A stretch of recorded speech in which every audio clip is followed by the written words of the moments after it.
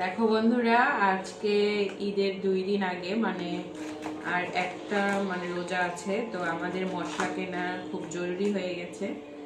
মশলা কিনে রাখার জন্য আজকে হাজবেন্ডকে বললাম যে মশলা কিনে নিয়ে আসো। আর এর মধ্যে আমাদের বাসায় দেখো এগুলো মশলা আছে। কাবাব মশলাটা ছিল না, তো আমি ফোন নাই করতে সে আমার মনের কথা বুঝে গেছে। দেখো কত কত মশলা নিয়ে আসছে, এখানে কাবাব মশলাও সে নিয়ে চলে আসছে। এই দেখো, এই মশলাগুলো আমাদের ঈদের জন্য।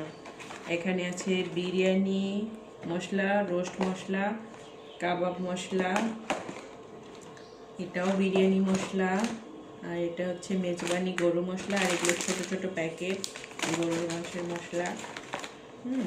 এখানে অনেকগুলা মেজবানি মশলা আছে, কারণ এইগুলো দিয়েই আমরা রান্না করি।